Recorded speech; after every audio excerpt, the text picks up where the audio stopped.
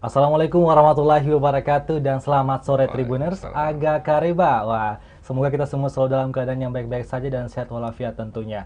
Senang sekali rasanya saya Gunawan kembali bisa menyapa Anda dan menemani Anda dalam program Ngopi, Ngobrol Virtual edisi Rabu 24 Agustus 2022. Dan tentunya seperti biasa dalam program Ngopi, teman-teman Tribuners bisa ikut berpartisipasi melalui komentar kanal YouTube Tribun Timur dan juga live Facebook Tribun Timur. Dan sore ini sangat spesial karena sudah hadir di studio bersama saya. Wah, ini sosok luar biasa juga dari PTPN 14. Ada Bapak Tio Handoko yang merupakan Direktur PTPN 14. Selamat sore, Pak. Sore Nah, Gunawan. apa kabarnya nih, Pak? Alhamdulillah. Baik ya, Selalu semangat lah. selalu bersemangat tentunya. Nah, Iya. Pak, sore ini kita akan bincang-bincang, kita akan ngobrol banyak juga ini tentang PTPN 14 tentunya sesuai dengan tema yang kita angkat pada sore hari ini, yaitu PTPN 14 perkuat core bisnis dengan kelapa sawit dan revitalisasi tebu. Wah, ini kita berarti bakal banyak bicarain tentang kelapa sawit dan tebu nih sebentar nih. Tapi sebelum itu, sebelum kita membahas tema kita, seperti biasa kita Tribuners ingin tahu, ingin kenal lebih dekat lagi dengan narasumber kita, dan mungkin kita ingin tahu nih, Pak Tio Handoko ini kesehariannya ngapain aja, dan juga jenjang karirnya beliau ini pasti sudah tidak usah ditanyakan lagi lah tentunya, pengalamannya beliau juga ini. Nah, mungkin Bapak bisa berbagi cerita mengenai jenjang karirnya sebelum menjadi direktur dan sampai saat ini. Oh iya, kalau ditanya jenjang karir, hampir 30 tahun saya betul-betul orang perkebunan dan memang mengawali karir dulu itu di PTPN. PTPN ya. Pertama itu memang dulu kita di PTPN 3 yang kantor pusatnya saat itu masih di Medan Masih di Medan dan ya, belum betul. bergabung dengan seperti sekarang Ya, holding gitu ya. ya. Kurang lebih tahun 90-an. Wow. Dan itu memang dari bawah sih kita meniti karir, belajar, bekerja, terutama banyak bidang-bidang baik di bidang teknologi. Dan saya agak lama memang diberi kesempatan oleh manajemen saat itu untuk ada di bidang yang meng-create system management Ya. and sustainability program. Wow. Dan sebelum ke Sulawesi, eh, kami sempat diberi kesempatan menjadi direktur di PTPN 9 saat itu di Semarang, kantor Semarang, pusatnya, ya. Jawa Tengah, cover areanya. Dan pernah juga di holding PTPN 3 Jakarta. Oh, jadi memang ini kalau bicara masalah pengalaman, Pak Tio udah kemana-mana ya, istilahnya udah keliling Indonesia Iya, ya tapi tentunya. tidak di mana, tidak Betul. tidak Betul, kemana-mana tetap. gitu. Ya, betul. Jadi seperti yang tadi Pak Tio sampaikan, sudah berkiprah 30 tahun di dunia Kurang lebih seperti itu. betul, 30 tahun ya Pak. Wah, luar biasa. Jadi kami memang merasakan betul Betul. up and down-nya Betul. bisnis perkebunan, terutama perkebunan negara ya, BUMN, PTPN lah terutama. Jadi kalau ditanya bagaimana masyarakat perkebunan dalam mempertahankan aset Ya. dan mengembangkan asetnya, serta hari ini betul-betul breakthrough Betul. menuju BUMN yang betul-betul kita harapkan menjadi sebuah kebanggaan negara lah. Wah, jadi memang Pak Tio juga menjadi salah satu saksi ya di balik kesuksesan dari Pelaku. PTPN saat ini. Pelaku, betul. Pelaku. Luar biasa. Nah, oke, Tribuners, ini kita mungkin sudah banyak sih yang tidak asing lagi dengan PTPN, tapi tidak ada salahnya kita ingin ngulik lagi nih Pak. Ini PTPN sebenarnya bergerak di bidang apa sih Pak? PTPN itu kalau dikembangkan kan PT Perkebunan Nusantara. Ya. Jadi PT PT Perkebunan Perkebunan Nusantara itu hari ini adalah sebuah holding company. Di dalamnya itu ada 14 PTPN, 1 sampai 14. Nah, 14 ini kebetulan kalau dalam urutan itu yang bontot lah. Ya. Dia ada di Indonesia Timur, dan itu saya juga sangat apresiasi sekali sih sama Ya. pemegang saham yang bisa memberi kesempatan kami sampai ke Indonesia Timur Ya. gitu kan. Dari Aceh bahkan sampai ke Papua. Sampai ke Jadi Papua. ada. Betul. Jadi keluarga besar PTPN itu atau bisnis PTPN itu perkebunan, kurang lebih dia punya konsesi sampai 1,2 juta hektar. Wow. Dan memang ini rencananya Bapak Presiden menjadikan backbone-nya ketahanan pangan Indonesia itu dari BUMN perkebunan atau pangan. Ya. Yang hari ini lagi disusun restrukturisasinya untuk menuju ke sana. Oke, Nah, luar jadi biasa. holding perkebunan kita itu hari ini PTPN 3, dan PTPN 3 inilah yang menjadi mewadai seluruh PTPN. Next, ke depan terjadi lagi program transformasi yang akan menjadikan lebih kuat. Pilar-pilarnya ada 3 pilar nanti. Ada pilar yang khusus PAMCO, kemudian ada SugarCo, satu lagi Supporting Co. Jadi dari 14 entity ini mungkin akan di-create menjadi 3. Jadi coming soon ya Pak nanti. Coming soon. Oke, Nah, itu kita akan tunggu juga aksi-aksi hebat dari PTPN selanjutnya ke depannya tentunya. Nah, tentunya kalau kita berbicara masalah perusahaan pasti tentunya ada visi dan misinya dong. Nah, ini mungkin kita Bapak Tio bisa mungkin apa ya, sedikit memaparkan misi perusahaan dari PTPN 14 sendiri seperti apa? kalau visi PTPN 14 atau 1 sampai 4 hari ini sudah menyatu dalam visi BUMN Perkebunan PTPN. Visi bersama menjadi perusahaan yang tangguh, kemudian memang memiliki daya saing kelas dunia. Jadi menuju world class company serta memberi kemanfaatan yang luas bagi bangsa dan negara, itu visi PTPN. Nah, di dalamnya nanti terutama untuk ketahanan pangan di bidang cooking oil atau nabati, minyak nabati, dan sugar, ini yang betul-betul lagi di-create sama kita. Oke, ya, sesuai dengan tema kita akan bahas lebih lanjut lagi sebentar. Tadi ya Bapak Tio sampaikan ada nabati dan juga ada sugar, itu akan kita bahas lebih lanjut lagi sebentar. Nah, berbicara masalah core business dan juga revitalisasi. Wah, ini berarti kalau bicara masalah revitalisasi ini berarti istilahnya pembaharuan atau menghidupkan kembali ya, Pak Tio, betul ya? Nah, ini kenapa? Kan di PTPN kan ada kelapa sawit, ada tebu, juga ada karet ya Pak, betul ya? Nah, kenapa kelapa sawit dan tebu ini istilahnya menjadi prioritas saat ini? Khusus untuk PTPN 14, jujur saja, pertama sekali saya masuk ke Sulawesi Selatan khususnya dan coba membedah, kita lakukan scanning biasa tuh kan. Kalau anak baru biasanya pertama kali yang di scanning adalah physical resource, ya kan, aset-asetnya, kemudian human resource and financialnya lah, kurang lebih gitu. Nah, melihat dari potensial yang ada, saya sedikit surprise dan agak terkejut juga. Ternyata PTPN 14 ini memiliki konsesi 104.000 hektar. Wow. Nah, ini luar biasa. Jadi di luar ekspektasi ya Pak istilahnya? Di luar ekspektasi, di samping itu memang sedikit mencolek idealisme juga, kan gitu, kan. Betul. Ini 104.000 hektar ini lebih 50% masih tidur gitu kan. Nah, ini kenapa teman-teman dan kita semua capek berjuang tidak tidur, sementara asetnya pada tidur kan gitu kan. Ini kami melihat sebuah tantangan yang luar biasa. Nah, setelah kita lakukan mapping komoditi, kesesuaian lahan, dan prospektus yang ada, serta kita selaraskan dengan program besar PTPN Group, sepertinya memang backbone di sini bisa mengembangkan sawit dan gula. Apalagi ini adalah pintu atau gerbang Indonesia Timur. Dua produk ini sangat prospektus apabila kita kembangkan di Sulawesi dan Indonesia Timur. Sehingga beberapa angka-angka kebutuhan minyak goreng, kebutuhan gula, itu kami coba sesuaikan dengan komoditi yang akan kita kembangkan. Dan sekali lagi, kita merah putih. Jadi bukan misinya hanya bisnis semata, tetapi menseimbangkan kebutuhan masyarakat yang kemarin baru kita lihat gonjang-ganjing minyak goreng dan lain sebagainya. Maka misi dari negara melalui PTPN 3 Holding kepada 14 itu clear.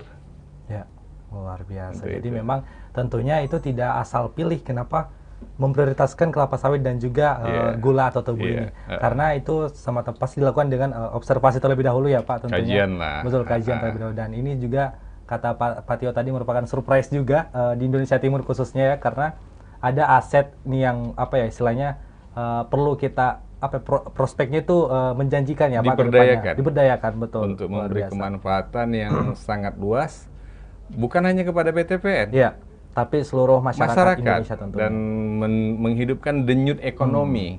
Bayangkan kalau kita bangun Kalau bagi PTPN mungkin hanya membuka sawit 5 sampai 2025 itu 34.000 hektar. Ya. Tetapi impact-nya masyarakat yang hari ini lahannya juga pada tidak produktif. Iya, iya, iya. Dengan hadirnya pabrik-pabrik kelapa sawit yang kita bangun itu, mereka sangat bergairah untuk ikut juga di dalam ekosistem bisnis yang akan Iya, kita iya. bangun. Wow, ini luar biasa juga ya. Ah, Tribuners. Ini jadi kalau menjadi- kita mau diskusikan tuh kayaknya kopinya kurang satu betul, gelas itu. betul, betul. Ini kita harus buat beberapa segmen ya, 5 segmen mungkin ya, Pak, iya. baru cukup tentunya. Nah, oke, kalau berbicara tadi soal masalah prioritas sudah terjawab. Kenapa? Karena memang itu apa ya, yang menjadi merupakan khususnya Indonesia Timur ya, Pak, Yes. untuk saat ini. Nah, kemudian kalau untuk PTPN 14 saat ini membawahi apa ya, istilahnya pabriknya untuk khusus kelapa sawit itu ada berapa unit dan di mana aja tuh, Pak?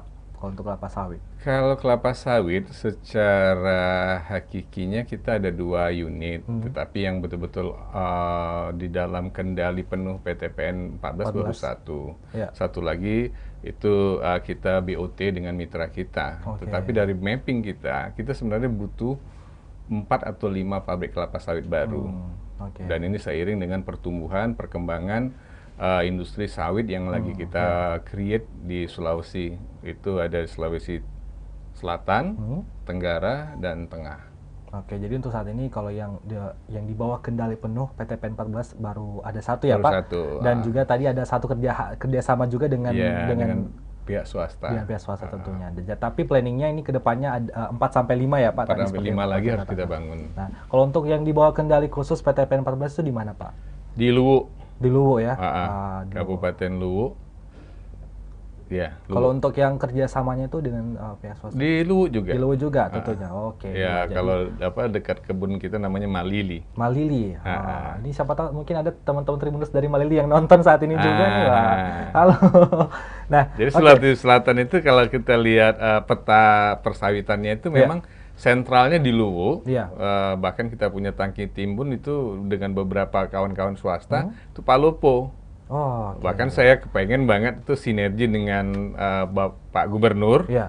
Sulsel, gimana visi ke depannya menjadikan Sulawesi Selatan itu bukan hanya sekedar penghasil tanaman kelapa sawit atau CPO, Iya.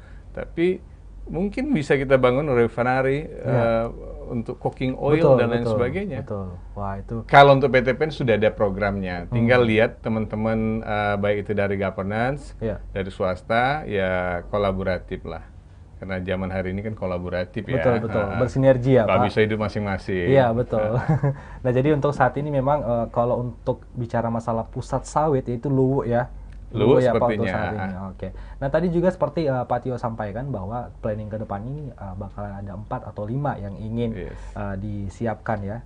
Itu kira-kira mungkin sudah ada planning tempatnya juga kah, Pak? Ada planning di kotanya itu seperti apa? Ah iya, kemarin dari kunjungan Pak Abdul Goni, Ya. beliau hari ini adalah CEO PTPN 3 Holding, sangat mengendorse, mendukung kita untuk percepatan yang pertama di Nrekang.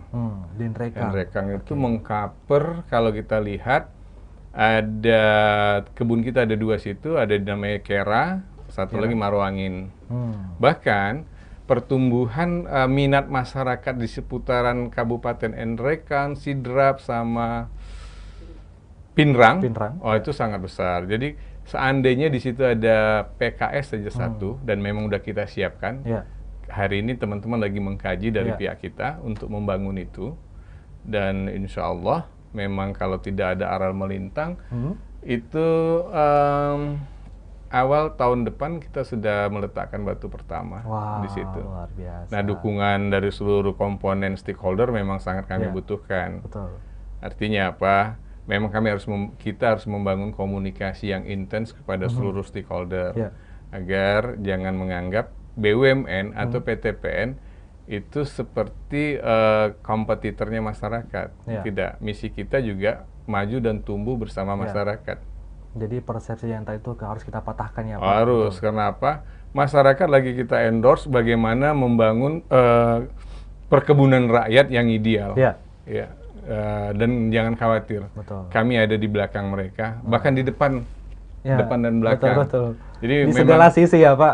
masyarakat harus Iya. terlibat dan harus menikmati. Betul, luar biasa. Jadi tadi seperti yang Pak Tio sampaikan, untuk planningnya ini nanti di Enrekang dan itu Enrekang satu lagi nanti di Tenanggea, di Asera, di Asia, Sulawesi Tenggara. Sulawesi Tenggara. Oke. Di Luwu juga ada satu lagi. Hmm. Jadi hitung-hitungan kita, kalau Kera Maruangin ini satu, Luwu ada 2 atau 3, satu lagi ada di Sulawesi Tenggara. Sulawesi Tenggara. Wah, luar biasa. Jadi memang antusias dari masyarakat sekitaran Kabupaten Enrekang, Sidrap, dan Pinrang itu sangat terlihat ya, Pak. Sangat terlihat. Wah, luar biasa. Dan yang lagi kita analisa betul ada di Awaya, Maluku Utara. Lagi kita kaji juga, karena kita ada areal di sana kurang lebih 8.000 hektar. Wow. Dan itu sangat layak. Lagi kita mau coba mapping mana berapa persen yang untuk tebu dan kelapa sawit. Oke. Nah, itu kita tadi bicara soal kelapa sawit. Nah, kita beralih ke unit pabrik gula ini. Kalau untuk di PTPN 14 membawahi ada berapa nih di Sulsel, mungkin ada berapa, Pak? Atau juga mungkin ada di luar Sulawesi Selatan juga seperti yang tadi Bapak sampaikan, seperti apa? Kalau untuk komoditi sugar atau gula, PTPN 14 tuh hari ini punya 3 pabrik gula. 3 ya? 3. Wow. Yang pertama itu di Takalar. Takalar, dekat ya? Iya, dekat. Goa, ya betul. Takalar. Kemudian yang kedua itu daerah Caming. Caming itu Bone daerah Bone juga. Kabupaten Bone, Satu ya. lagi Bone. Oke. Bonenya sendiri namanya PG Bone di daerah Arasoe. Wah. Udah agak-agak bisa saya belajar Iya, Arasoe iya. gitu kan. Nah, agak menarik Iya, bahasa iya, iya. Sulawesi. Betul. Saya ini orang asli Sumatera kan, walaupun DNA Jawa, tetapi Sulawesi sesuatu lah gitu. Nah, kalau dilihat dari 3 PG ini, pabrik gula ini kapasitasnya masih kurang. Untuk memenuhi kebutuhan Sulawesi Selatan saja, dia masih kurang. Kurang ya, Pak? Makanya hari ini konsesinya baru ada 12.000. 12.000 yang kita tanami tebu untuk jadi supply di 3 PG tadi. Nah, next ke depan kita akan meluaskan menjadi 25.000. 25.000. Dan itu di luar dari tebu mandiri masyarakat. Yang menjadi tantangan hari ini, masyarakat memang masih wait and see, apakah komoditi tebu lebih menarik daripada komoditi yang lain.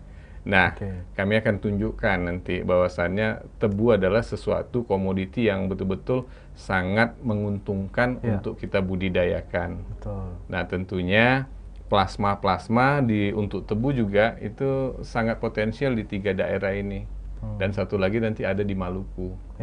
Kurang lebih gitu. Jadi apakah bisa dibilang, Pak, masyarakat saat ini masih ragu terhadap komoditi tebu seperti apa? Ragu itu karena sukses story-nya itu up and down. Ya, pengen tapi kan ya. Itu wajar kan, Pak, kalau masalah up and down itu? Sebenarnya harusnya up. Up terus ya, harusnya. Kenapa up and down? Memang reformasi sugar di Indonesia bisa dikatakan termasuk lambat. Hampir 4 juta ton loh kita ngimport sugar ke Indonesia. Jadi ini sejalan dengan arahan Bapak Presiden melalui Pak Menteri BUMN Pak Erick Thohir mengenjot swasembada tebu ini atau gula ini memang harus benar-benar serius. Jadi kita butuh untuk mengcover kebutuhan tebu nasional dan mengurangi import, ketergantungan import. Dan ini nggak main-main. Pasti banyak hal, banyak yang suka, banyak juga yang tidak suka gitu. Tapi bagi orang yang NKRI harusnya suka ketahanan pangan berbasis kemandirian masyarakat. Nah, selain banyaknya pro dan kontra nantinya, itu kan hal yang merupakan hal yang wajar. Dan juga tentu pasti banyak proses atau tahap yang harus dilalui juga dulu ya, Pak, untuk mencapai hal itu tentunya. Banyak sekali. Nah, ini kalau berbicara masalah kelapa sawit dan gula nih. Ini kalau boleh tahu nih, Pak, udah ada produk apa aja yang diciptain PTPN 14 dari kelapa sawit dan si tebu ini? Kalau untuk kelapa sawit, ya kita masih penghasil CPO. Bila suatu saat kuantumnya sesuai, maka tidak tertutup kemungkinan PT PN Group akan membangun refinery di Sulawesi. Sulawesi. Ya, itu bisa menghasilkan untuk hilirisasinya, Ya. seperti oleochemical, fatty acid dan lain sebagainya lah ya. Termasuk cooking oil di Cooking situ. oil, Nah, jadi kebutuhan itu dengan pertumbuhan Indonesia Timur sudah harusnya diselaraskan dengan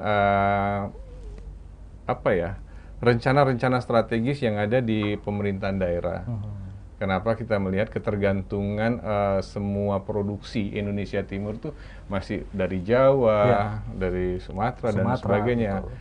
Kenapa tidak cepat-cepat juga Sulawesi dan Indonesia Timur mandiri untuk hal-hal yang seperti ini? Betul. Nah, PT PN hadir untuk itu juga.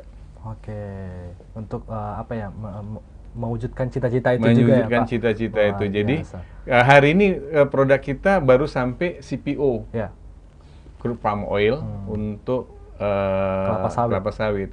Walaupun ke depan tidak terlalu lama lagi kita akan bangun minyak goreng merah. Minyak goreng Goreng merah ini ada spesifik hasil riset dari teman-teman PPKS, Pusat Penelitian Kelapa Sawit, yang ada di Medan, yang lagi dibangun skala industrinya di sana. Ketika nanti berhasil di Sumatera Utara, kita sudah dijanjikan oleh Pak Abdul Goni dan Kementerian BUMN, di Sulawesi Selatan juga itu akan kita bangun. Wah, luar biasa kalau mudah-mudahan lancar di sana. Betul, amin.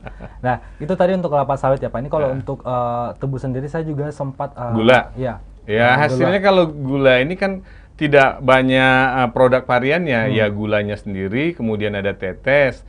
Nah, kalau untuk gula selama ini memang kita masih fokus ke bulky, produknya dijual secara bulky ke distributor dan sebagainya. Next, kita meng-create ke retail. Retail ya?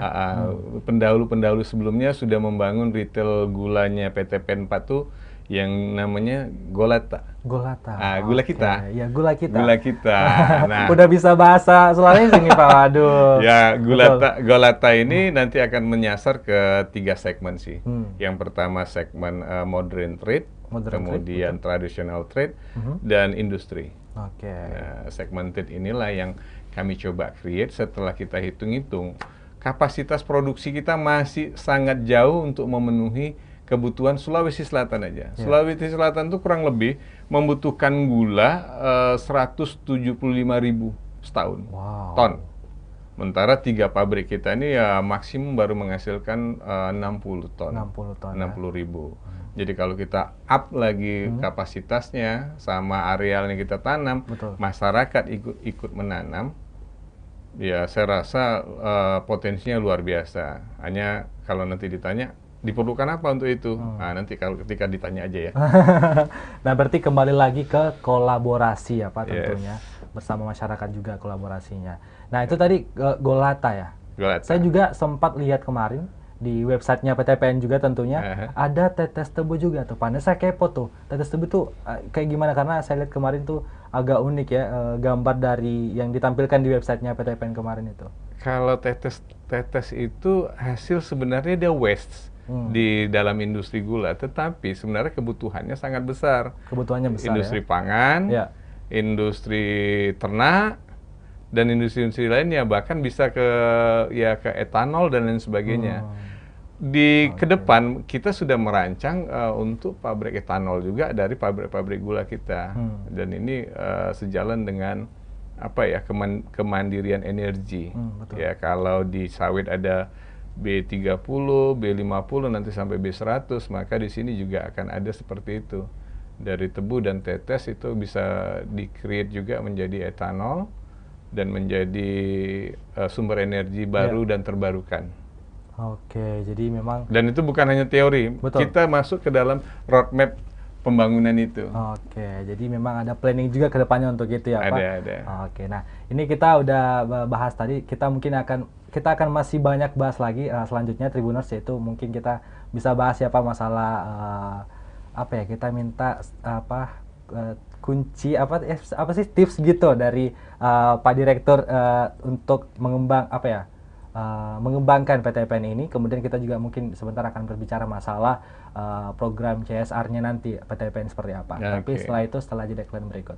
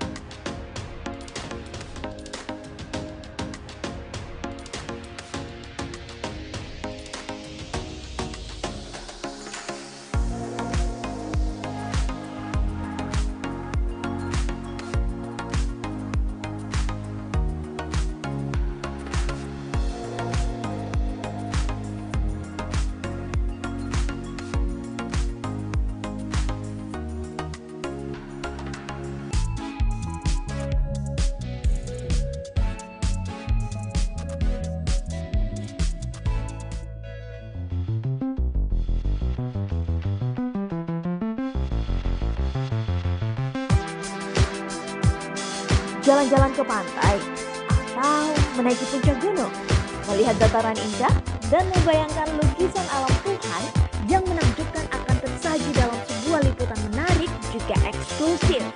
Ikuti perjalanan saya menuju destinasi paling epik di Sulawesi Selatan, hanya di Wisata Virtual Tribuners.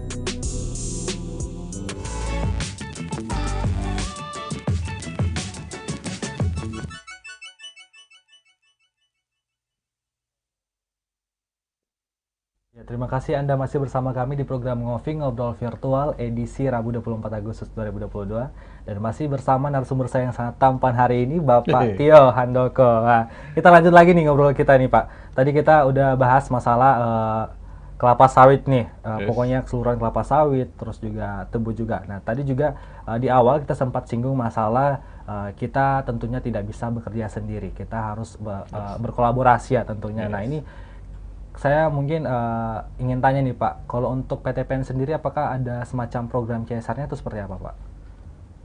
Kalau cerita kolaborasi dulu ya, untuk sawit, sudah pasti kita membutuhkan kolaborasi dengan unsur masyarakat. Masyarakat itu yang paling utama, key partner kita adalah petani sawit. Petani sawit ini hari ini ada di beberapa organisasi kelapa sawit. Ada yang di Apkasindo, Apkasindo Perjuangan, yang manapun itu adalah partner kita, kawan kita dan sahabat kita. Nah, kekuatan sawit rakyat inilah yang akan kita empowering. Ya, jadi untuk membangun industri kelapa sawit mandiri PTPN, kita juga sama effortnya dengan membangun industri kelapa sawit di masyarakat. Masyarakat ini butuh edukasi, butuh dukungan fasilitas, dan terutama knowledge. Jadi kalau support knowledge-nya juga Pak. Nah, itu spesifik. Nanti kalau memang sesuatu kita bisa cerita tentang inilah ya, karena memang kalau cerita sawit rakyat, ini cerita hitam putih, suka duka, dan dari semua pelajaran itu pemerintah dan grup PTPN juga lagi meng-create bagaimana program yang ideal untuk memparenting program ini. Tetapi kalau untuk internalnya, yang kalau ditanya sebelum kita cerita CSR, kami juga punya tantangan untuk meng-create orang-orang internal. Jadi bagi PTPN itu, karena ini masih dalam industri labor intensive, padat karya, maka kualitas sumber daya manusia menjadi sesuatu kunci sukses untuk industri perkebunan ini. Kenapa manusianya di hari ini teknologi begitu cepat, baik itu teknologi mekanisasi, electrical, dan yang paling sangat signifikan digitalisasi. Nah, itulah bagaimana di farming digital hadir, menjadikan planters PTPN ini yang tangguh, yang juga melek teknologi, serta wise. Sawit seperti itu. Jadi memang sangat dibutuhkannya Pak SDM yang kompeten juga ya tentunya untuk membantu proses kerjasama ini, proses kolaborasi ini tentunya. Ya, terutama untuk anak-anak milenial. Bayangkan seperti Bung Gunawan, belum tentu mau jadi pandangan terhadap perkebunan gimana kan kalau saya balik tanya. Nah, kita mau jadikan perkebunan itu sama anak milenial memang sesuatu yang menarik dan penuh tantangan, enggak udik-udik amat gitu. Ketika nanti banyak pengalaman yang dulu areal-areal satelit, ketika sawit hadir di sana, industri sawitnya tumbuh, area tersebut menjadi area yang sangat maju di Kalimantan, Labuan Batu, dan beberapa tempat lainnya. Dan itu juga akan terjadi di Sulawesi. Dan saya rasa menjadi planters atau pekebun, apalagi di perusahaan Merah Putih, bagi anak-anak milenial yang ada di tempat kami, itu sebagai fright bagi mereka. Nah, apakah itu jadinya merupakan sebuah tantangan bagi Pak Tio bersama teman-teman di PTPN 14 untuk apa ya, istilahnya memberi ajakan kepada teman-teman milenial untuk juga melek terhadap di bidang seperti ini, Pak Tio? Iya, menselaraskan dunia dulu dia sebelum masuk perkebunan dengan dunia perkebunan. Planter is planters, tapi planters milenial dengan transformasi teknologi dan transformasi genetika. Bahkan sekarang kan ke Gen Z ya, bukan hanya milenial ya. Gen Z. Dan itu yang hari ini yang mengurus perkebunan kita. Jadi anak-anak bukan hanya digitalisasi, termasuk bagaimana dia bisa larut ke dalam culture. Dan ini selaras dengan akhlak yang ditetapkan dari Kementerian BUMN, akhlak itu ya. Nah, di plantation atau di perkebunan, ini sebuah tantangan yang sangat menarik. Wah, luar biasa. Nah, itu juga sebentar kita juga akan tanyakan lagi, tapi mungkin di akhir program nanti kita akan tanya kepada Pak Tio, mungkin suka duka juga nih, tapi sebentar kita akan bahas itu. CSR tadi ya? Ya, ini kita masih bahas CSR. Nah, ini juga sempat saya kemarin baca artikel nih, Pak, yang dimana ada dikatakan di situ bahwa PTPN 14 sedang menjalin kerjasama dengan PTPN 4 ya, kalau tidak salah, Sumatera Utara, itu, Pak. Betul ya? Betul. Nah, itu seperti apa, Pak? Kerjasama seperti apa yang Nah, kembali ke cerita tadi, ketika pengalaman saya masuk pertama sekali kemari melihat ada aset begitu besar, tetapi kita punya kelemahan, physical resource kita besar, tapi financial resource kita terbatas. Jadi memang banyak hal-hal yang harus kita lakukan, salah satunya restrukturisasi bidang finansial, teknologi, dan lain sebagainya. Nah, programnya harus cepat. Syukurnya pimpinan-pimpinan atau CEO PTPN 3 Holding hari ini itu sangat sangat quick respon lah menurut saya ya. Quick respon itu kenapa? Dan begitulah untungnya sekarang kami orang-orang perkebunan ini, ketika sudah tidak ada lagi barrier atau hijab antar PTPN, maka PTPN hari ini katakan ada di Transhijau yang kebetulan secara finansial bagus, mereka itu masuk ke PTPN seperti di 14. 14 itu bisa dikatakan masih membutuhkan parenting dari PTPN yang secara finansial lebih bagus. Jadi dan itu yang kita kolaborasikan. Tidak ada isu dan tidak ada masalah bagi teman-teman di 14 sendiri, di PTPN 14 hadirnya PTPN lain yang membantu PTPN 14 itu sebuah anugerah dan terjadi kolaborasi di internal untuk mempersiapkan nanti kita bisa take off menuju PAMCO. PAMCO itu kumpulan perusahaan PTPN sawit yang akan menjadi kebanggaan negeri karena langsung nanti mungkin listing jadi IPO dan lain sebagainya. Dan 14 mudah-mudahan bagian dari itu. Amin. Sebelum nanti ada transisi, mungkin dia supporting co dulu dan lain sebagainya. Gitu. Dan tentunya pasti akan ada tahap-tahap yang akan dilalui untuk menuju ke sana juga ya, Pak. Tentunya kita berharap apa yang diplanningkan ke depan itu semua tercapai juga. Dan itu kita berharap juga seperti yang tadi Bapak jelaskan mengenai kolaborasi antara PTPN 14 dan PTPN 4 ya Pak, betul, Sumut yang saat ini itu tentunya itu merupakan kolaborasi yang cukup saling menguntungkan juga sesama internalnya PTPN juga ya Pak, tentunya. Luar biasa. Nah, ini Pak, kemarin juga saya lagi-lagi saya kemarin melihat artikel langsung di websitenya PTPN itu ada informasi mengenai proses penggilingan tebu di Caming, mungkin itu yang dibawa oleh sepasang dua pengantin. Itu acara semacam acara pembukaan itu seperti apa tuh Pak? Tebu manten. Itu sebenarnya tradisi. Jadi bisnis tebu hari ini dalam setahun pabrik gula itu hanya menggiling 3 bulan, kurang lebihnya 120 hari lah ya, 4 bulan gitu ya. Nah, di awal mau giling itu ada tradisi hampir seluruh pabrik gula, dan ini biasanya teman-teman ada tradisi di Jawa yang kebetulan banyak juga dulu pendahulu-pendahulu dari Jawa yang kemari mengoperasikan pabrik gula. Nah, di awal-awal sebelum giling dimulai ada ritual-ritual tradisi, kebudayaan gitu kebudayaan. ya, Pak? Jadi termasuk local wisdom. Jadi tebu itu seperti tebu manten. Tebu manten itu ada tebu betina, ada tebu jantan. Sebenarnya melambangkan hidupnya harus selaras. Ada yin dan yang, ada hitam dan putih. Ketika berkolaborasi dengan bagus, semua unsur yang sudah diseimbangkan, insya Allah akan memberikan hasil yang maksimum. Begitu juga ada kolaborasi antara yang tua dan yang muda, gitu-gitu ya. Betul. Dan ada kolaborasi orang on farm dengan off farm. Nah, kalau ini betul-betul terjadi, bukan hanya sekedar teori. Jadi tebu manten tadi itu menggambarkan itu. Dan rasa syukur kepada Tuhan atas karunia, atas hidayah telah memberikan kesuburan terhadap semua tebu-tebu yang akan digiling. Wah, jadi itu kita berbicara masalah kultur ya, Pak. Culture dan ternyata tidak hanya di Caming wisdom. ya, tidak hanya di Caming itu. Di Jawa hampir semua. Di Jawa hampir semua. Bahkan itu ada beberapa tempat diselaraskan dengan pesta rakyat. Wah. Jadi selama musim giling itu terjadi, biasanya ada pasar malam, pasar dadakan, ada transaksi dari zaman-zaman Belanda dulu. Belanda tuh pintarnya kayak gitu. Jadi nanti kalau orang-orang kebun pun udah gajian, uangnya habis di pasar-pasar itu juga gitu. Mungkin di ya, penjual-penjual biar itu besok-besok kerja lagi yang benar gitu.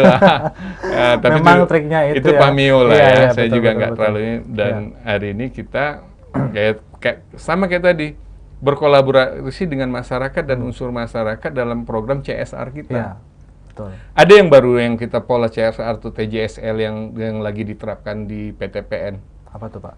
Kami ini lagi meng-create ring 1 kebun itu desa-desanya. Di setiap desa itu ada BUMDes. BUMDes itu secara undang-undang sebenarnya badan usaha milik desa. Tahu nggak, selama ini ada beberapa desa itu yang nggak ngerti dia mau bisnis apa gitu. Nah, kami lagi mengidentifikasi desa mana yang BUMDesnya layak kita parenting, kita dampingi agar menjadi sebuah entity bisnis di desa itu yang bisa berkolaborasi di kebun. Dia bisa jadi vendor di PTPN, menjadi supply alat panen, supply transportasi, supply pemeliharaan tanaman dan lain sebagainya. Nah, kami buka pintu untuk itu. Tentunya dengan pendampingan agar mereka bisa mendapat view bisnis yang profesional. Jadi bukan hanya sekedar dicekokin.